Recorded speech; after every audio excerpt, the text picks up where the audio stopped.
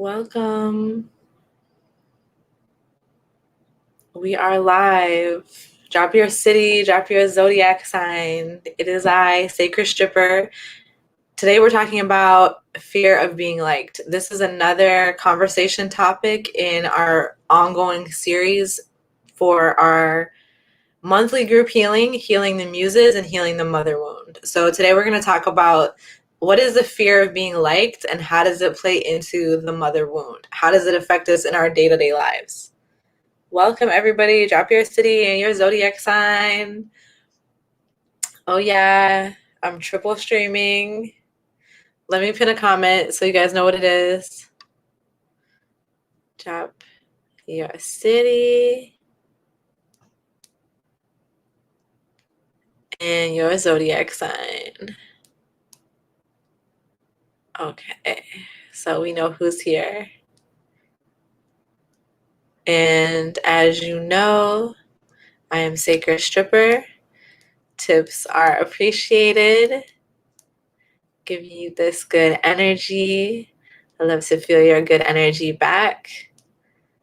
My Cash App is Sacred Stripper.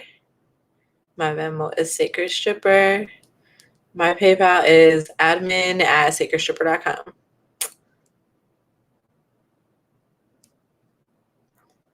So I'm going live right now on Facebook, Instagram, and YouTube. So if you can see this, say what up though.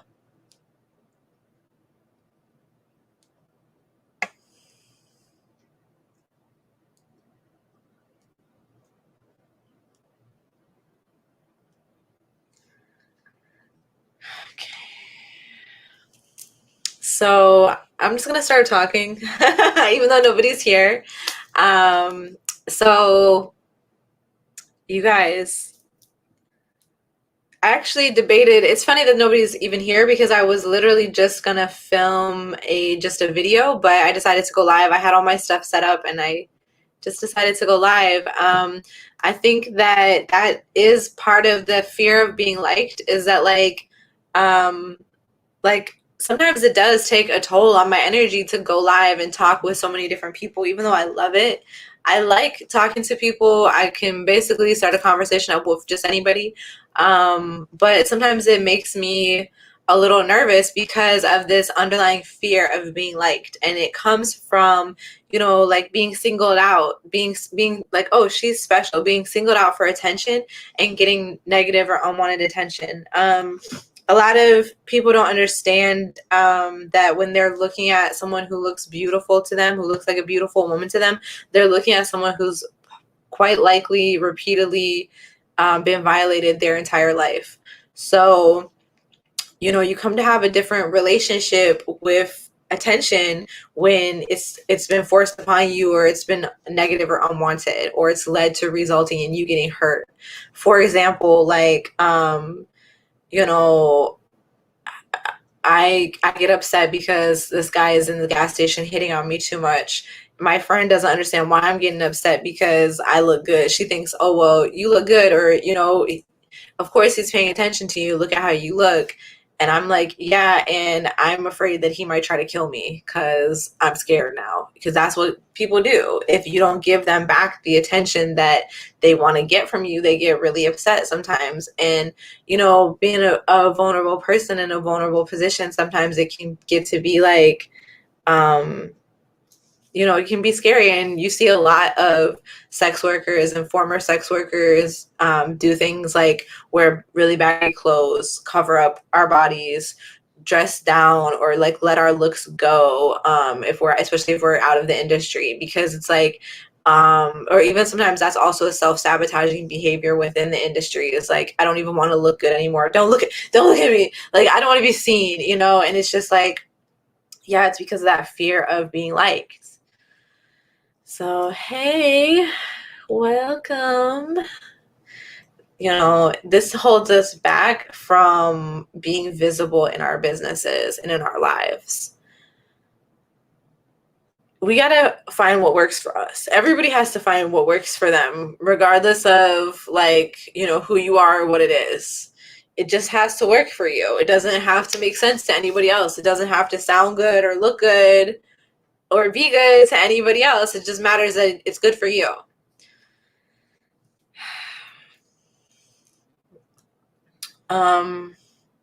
One thing that sometimes happens while we're growing is that we might outgrow our surroundings or our current boundaries. So we need to set new boundaries and reset those boundaries and show up in different ways. Instead of, like, for me, like, instead of talking one-on-one to so many people every day, I'm going to talk me to all of you all at once every few days or something like that. It's like, so I'm still getting to do what I like to do, and I'm still getting to put my service and my bounty out there. Because, like, I think that people get the idea of service really twisted, but that's a conversation for a whole nother topic. But service is not always about, like, it's not really, okay, it's not about submitting to other people. It's about submitting to the divine will. I'm not serving you because, like, I'm just, like, here to serve you. Like, and that's one of my things that I said in my rant, in one of my rants before. I was like, y'all only care about Arab women when we're providing some type of service to you, or feeding you, or fucking you, or giving you like, threading your brows, or giving you a Brazilian or some shit, or telling you about makeup. But that's a conversation for a whole nother topic. So shit is so funny. I had to make a whole podcast about it. Shout out Majnooni Confessions. If you know, you know. Yeah. Yes.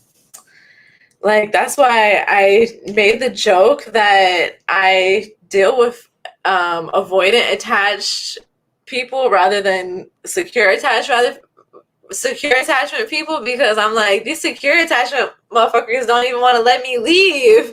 Like, they, like, don't want me to go nowhere. And I'm like, I got to go. I got stuff to do.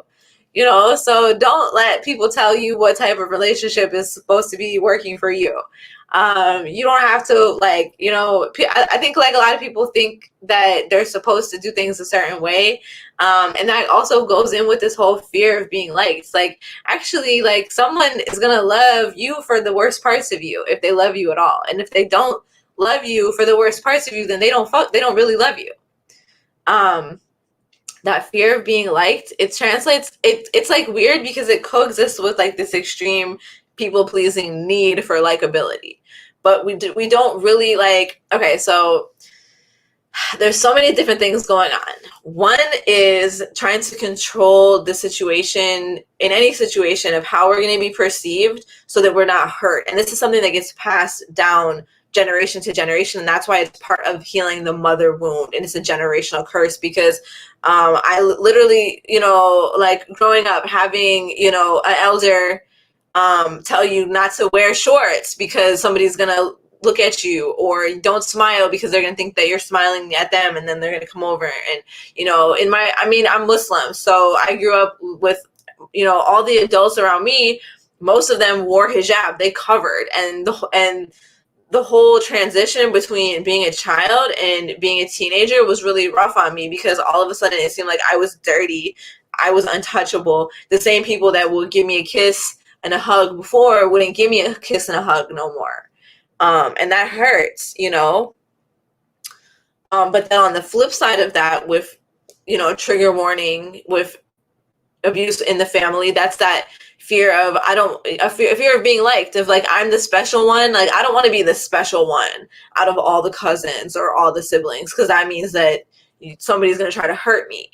I just want to blend in. And that fear, that very early fear of just being so cute and so sweet, and then everybody, like, I'm being so vulnerable, and everybody's always being like, oh, she's so beautiful, she's so cute, or whatever. And this is the cross that beauty bears. People, outside of the cult of beauty, like, I'm gonna say the cult of beauty and mean that to mean, like, the people who are beautiful, the beautiful people, the beautiful people. The cult of beautiful people, like, you know, those who are beautiful. And that's why I said, like, if you see somebody that looks beautiful to you, guaranteed you're most likely looking at someone who's been repeatedly abused and violated throughout their entire lives. And it becomes necessary to shut that light off because out of protection. Because if I show up as sparkly and beautiful as I really am, someone's gonna try to put me in their van and steal me. Like, I'm gonna, like, I can't be out here like that, you know. And it just like gets ingrained in us over generations for parents and grandparents thinking that they're doing what's right to keep their children safe, so that any hint of sexuality gets snuffed out. Like, it's like, no, you cannot have your own sexual fire, your own creative fire. Either it gets snuffed out or it gets abused.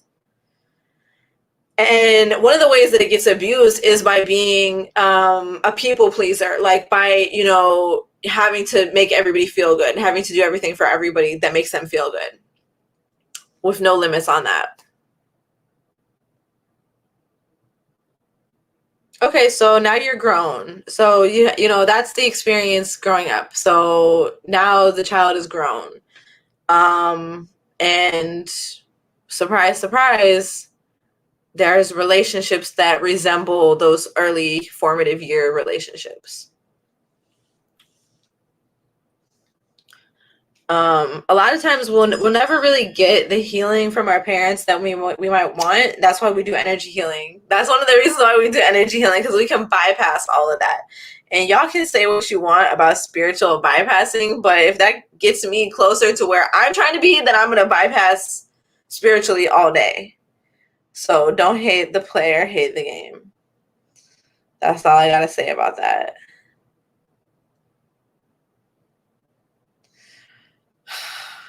I'm stupid, I swear.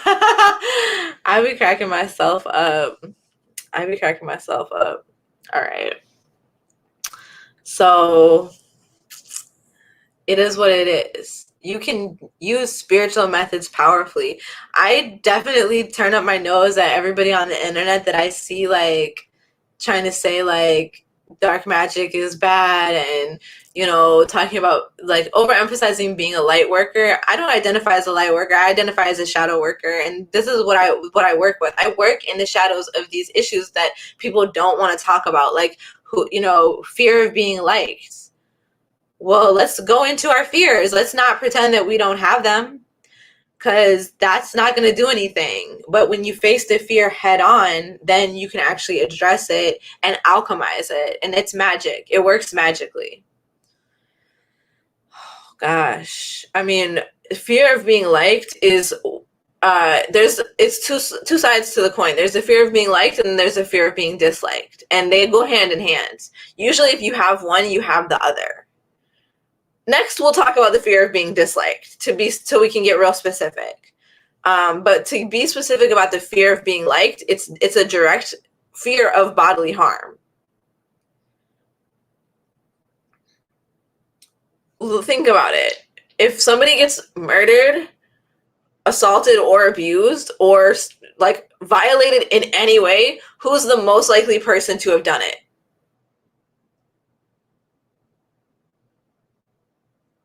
Anyone? I know everybody should know the answer to this. Everybody should know the answer to this. People can't hurt you unless they're close enough to you to do it. And when we have people who have been close enough to us to hurt us, especially from a young age, it makes us question our own discernment and our own judgment. Exactly, the lover. It's most likely the lover. Who else is going to be that mad? Who else is going to have such a personal stake in it? Who else is going to be so invested? This is something that we're healing in our bloodlines, because some of us involved in this round of this healing, we have people in our lineage who were murdered or did murder their lovers and their spouses. And I just filmed a pick a card reading for Divine Love, Twin Flames. for my YouTube, and I cannot wait to share that with you guys. But that's one of the reasons why it's so important to expose the truth about twin flames and to really have a conversation about this, the difference between divine spiritual love and toxic spiritual love. And the fact that some of us, we got a little bit of toxicity in our divinity, okay? So it is what it is, and you can love it or hate it. It ain't gonna stop me from doing me. So there's that. That's that on that, period. But we have to have these conversations and be really aware as spiritual healers and spiritual beings out here that are doing work that is literally manifesting a new world. When we are focused on our energy on healing the planet and healing one another, that is revolutionary and very powerful. And yes, there are entities and energies that definitely want to stop you from doing that, but they won't succeed. They can't succeed. That's why they have to try to stop you. And so it's important, for us to have affirmative conversations where we validate reality with one another. That's the work that we've been doing. A lot of changes are going on. So, as these changes unfold, I'll share them with y'all on a need-to-know basis. But you've already seen how my work has been changing and the way that I present it has been changing. And it's opening up to expand to support our larger mission as a community, which didn't start or stop with me. I'm just the messenger. And, people get caught up in looking at the messenger. The message is there. It's not to be judged. And I can't judge myself when I'm delivering it either. It is what it is. I'm here for it. I'm showing up for it. And I can't stop myself from being who I am. So if I show up authentically as myself, people are going to love it. They're going to like it a lot. I can't get away from that. I can't stop that. I was born in this body. I got this. I got what I was working with. I came here, and I can't stop people from finding me beautiful and finding me attractive. Well, actually I can. And that's the self-sabotage aspect of the fear of being liked. Is a fear is so strong that if people do like you, you will go out of your way to prove them wrong. Like, you're wrong for liking me. You shouldn't like me. And it goes to the terrain of self-sabotage and self-distrust and a lack of self-esteem and a lack of self-love. So you deserve better than that. Just because you never had the support and the stability and the structure to actually be able to be yourself and be safe doesn't mean that you can't get that for yourself. You can't make that happen for yourself. It's about making wise choices that line you up with that reality and accepting nothing less than that, not settling. You might get something and it's kind of good, but it's not all the way what you want, so you don't settle for it. You keep it pushing. And that's one way of getting over the fear of being liked, is knowing that you don't have to entertain everyone who likes you. You don't have to accept every offer that comes your way. You don't have to meet every demand or validate every request. It's not your job. You just have to be you. And what's important is that you like you. You can get up in the morning, you can wake up and just smile and say, like, yes, I love this. And even if you don't feel that way, that you can just like be easy with yourself and make a way for yourself to feel what you're feeling and get through it, and be all of who you are, including, by including the one that feels the emotions. You deserve the best. You got to bless yourself. You got to bless yourself. It's not a crime to be beautiful. It's not a punishment. It doesn't mean that you are asking for it. And we can let go of all the ways that we've held on to these stories about ourselves, of like who we are and what we are going to experience out in the world. No, change the narrative. You wrote the book, flip the script. You can do that.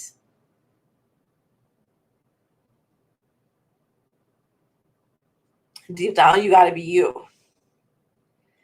So that's all I wanted to say. Just something quick, you know, because we really we don't really need to say much. We just really need to delve into what's this issue is and what it's bringing up for us. Where do you show fear of being liked? Where do you demonstrate insecurity because you're just too alluring and you're afraid of being harmed because of it? That's real, okay? And anybody can understand that. So it's time to start validating yourself and validating your emotions and how you feel and feeling them, you know, instead of just always going into bad bitch mode. Like, we know you're a bad bitch, you know, but you have a softness inside, and you have a hurt little girl that sometimes takes over, or a little boy, or whatever gender you identify with, you know, that's you. You have a little one inside that sometimes takes over because we need to pay more attention to them. So that's why we do this work. We're healing the mother wound and healing the muses. We're getting our voices back. So last month we did healing Lilith and healing the father wound, and we just basically, like, you know, we burned everything down. We went Kalima on their asses, and we reclaimed what's ours for us. So we really feel in ourselves right now, and I want you to enjoy this moment. Like, don't forget this. You know, relish yourself. We're healing the muses. That's what inspires us. That's the muse that makes us get up every day and keep living. That's what we are here for. That's the muse. And we're healing the mother wound, the ways that our mothers unintentionally killed this joy inside of us, or tried to, because no one can kill your joy and no one can steal your joy. It's your joy, and it can always come back when you summon it, and when you continuously summon it and you make space for it to be there. So that's what we're doing. So with this energy healing, it's going to be live, group energy healing. We are cleansing and balancing the chakras and the auras, clearing cords that connect us to past situations and people, and we're calling back all the lost parts of our souls that have been involved in any type of trauma where they split apart from us, and we're bringing our souls back together in wholeness, in unity, in oneness. And we do it as a group. It's stronger as a group. So we're all dealing with different things, but some of us may be dealing with some of very similar things, and by putting our will together, our will to work on it together, we can go further. I've been leading group healings ever since I started doing Reiki, and I like, since I got certified doing Reiki. But you know, this has been like basically something that I've always done, and it takes like extra effort to do it as a group, but the rewards are so beneficial because then we can enjoy it all as a group, and it shifts the whole entire culture, not just for us as individuals, not just for us as participants in the group healing, but for all the people that we're connected to and the larger society as well. So it's really exciting. If you want to be a part of that, make sure you check out sacredstripper.com. You can join up there. This is going to be the last month where it's a one-time sign up. Going forward, starting next month, it's going to be a subscription-based thing. So when you sign up, you're automatically consenting to subscribe monthly to the group healing. So that way we can just, you know, be invested. We can just be a little bit more invested and committed. I think that's important. Okay, healers, make sure you subscribe to my YouTube channel also, because as soon as I get it done, I will be dropping that Twin Flame Divine Love pick a card reading for you.